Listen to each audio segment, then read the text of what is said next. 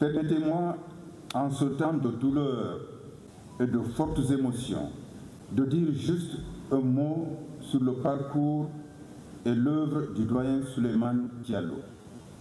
Juste un mot, c'est la rubrique de la page 3 du Lens qu'il a toujours animé avec pertinence et régularité. Mais avec juste un mot, peut-on camper une personnalité médiatique de la dimension de Diallo Souleymane? Je ne dirai donc pas tout sur l'audacieux journaliste, fondateur et administrateur du groupe de presse Le Lens, La Lance et de Lens.net. Même un livre entier montrerait ses limites lorsqu'il s'agit de parler de cet homme né le 17 novembre 1945 à Hansangere, dans la sous-préfecture de Afia, préfecture de la Baie. Fils de Tcherno Amadou et de Mouminatou Diallo, Souleymane Diallo devient orphelin avant l'âge de 10 ans. Sa grande sœur, Feu Hadja Kadiatou Diallo, prend aussitôt le relais. Elle l'amène auprès d'elle à l'Abbéville. C'est là qu'en 1961, le jeune Souleymane obtient son premier diplôme, le brevet d'études du premier cycle BEPC. Pour ce jeune homme, intelligent et passionné de lecture, c'est le début d'une belle et riche aventure scolaire, universitaire et post-universitaire. Il enchaîne formation et diplôme. En 1962, il intègre l'Institut national des langues de Bellevue à Conakry.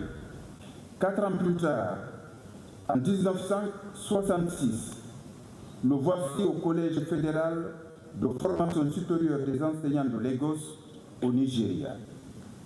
Le certificat pour étudiants étrangers qu'il décroche ne comble pas ses ambitions. Il veut aller plus loin et obtenir d'autres diplômes. En 1970, il rejoint l'Institut polytechnique de Kankan, devenu aujourd'hui l'Université Julius Nyerere. Il en sort avec un diplôme de fin d'études supérieures. Pour Diallo Souleymane, ce n'est pas encore la fin du parcours. Il s'exile en Côte d'Ivoire et passe en 1973 l'examen spécial d'entrée à l'Université d'Abidjan. Au même moment, il travaille comme journaliste au quotidien ivoirien Fraternité Matin, où il gravit les échelons jusqu'à devenir correcteur de presse. Sa licence en lettres anglaises, obtenue en 1976 à l'Université d'Abidjan, son 2A en études anglophones décroché en 1981, ainsi que son doctorat de 3e cycle, qu'il obtient à Nice, en France, sur le thème de la peur, à travers les romans de l'écrivain, journaliste, militant panafricaniste sud-africain Peter Abrahams, viennent enrichir son impressionnant palmarès. Qu'on me permette, en ce moment de prière et de recueillement, de dire juste un mot sur l'œuvre immortelle du doyen Souleymane Diallo.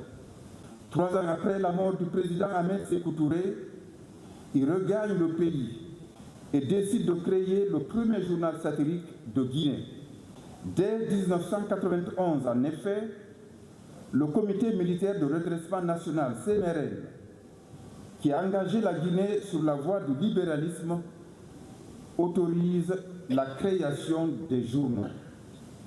Diallo Souleymane s'engouffre dans la brèche ouverte par le régime du général Lansana Conté et publie le 7 février 1992 le premier numéro du satirique Le Lens.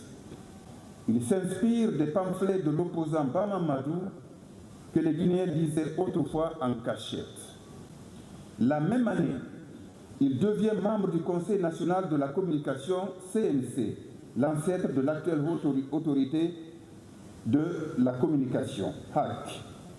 Le Lens ayant pris ses marques dans le paysage médiatique guinéen, Diallo Souleymane récidive le 18 décembre 1986. Le 18 décembre 1996, en créant la Lance. Si le lynx tourne en dérision tout et tout le monde, y compris les plus hautes autorités du pays, la Lance, elle, adopte un ton plus sérieux. Ainsi naît le célèbre groupe de presse Lynx-Lance, qui pourrait aujourd'hui mesurer l'empreinte laissée par cette véritable école du journalisme sur des générations de journalistes. Le groupe s'élargit en décembre 2012 avec Lynx FM, mais la radio cesse d'émettre en 2022 à la suite de problèmes internes au sein du groupe. Mais peut-on réduire Diallo Souleymane à ses diplômes et à son groupe de presse? Permettez-moi encore une fois d'emprunter le titre de sa célèbre rubrique pour répondre par juste un mot: non. Yala le Gros Lynx, comme l'appelaient ses collaborateurs, était un homme de principe et de conviction, un journaliste doublé d'un patron de presse téméraire et constant.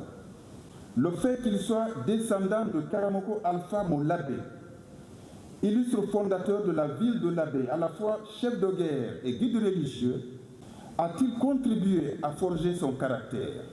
Son esprit d'indépendance l'avait conduit à démissionner discrètement du quotidien gouvernemental Oroya. Pendant la Révolution, nul ne pouvait se permettre de démissionner ouvertement. Plus tard, il témoignera avoir quitté Oroya, son premier poste de journaliste, parce que, soutenait-il, on écrivait tout au nom de la Révolution et du PDG. Il démissionnera ensuite de la Nouvelle République, le journal de Bamamadou, pour fonder le Lynx, estimant l'opposant un peu envahissant. Il quittera également le CNC pour reprendre en main son journal, voyant sa présence au sein de cette institution républicaine comme un piège tendu par les autorités.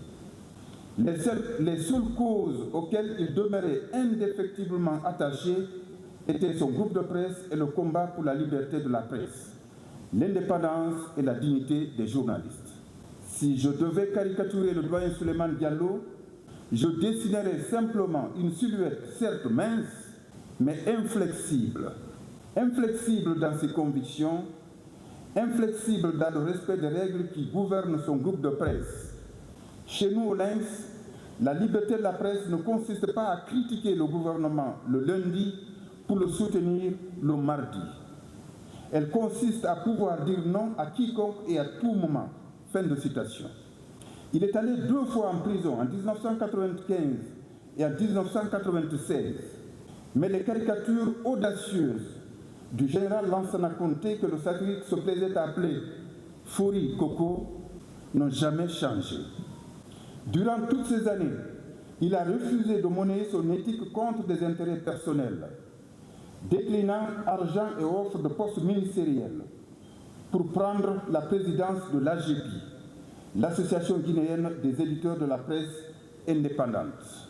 Il a également refusé argent et fonctions au sein de l'administration publique pour représenter en Guinée l'ONG de défense des droits des journalistes Reporters sans frontières.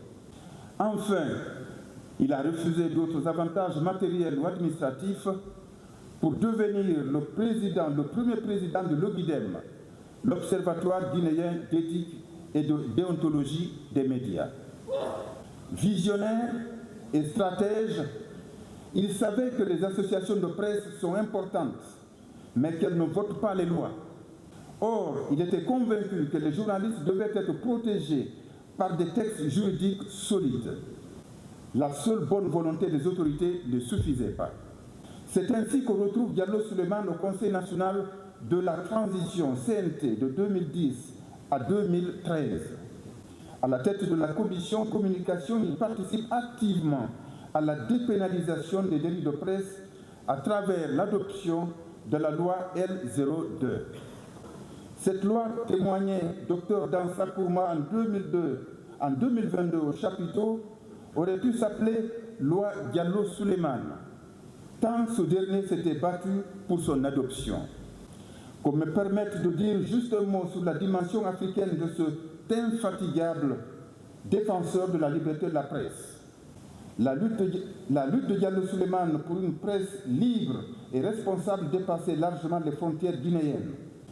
En 2006, il est membre du jury du prix du journaliste africain de l'année à Maputo, Mozambique.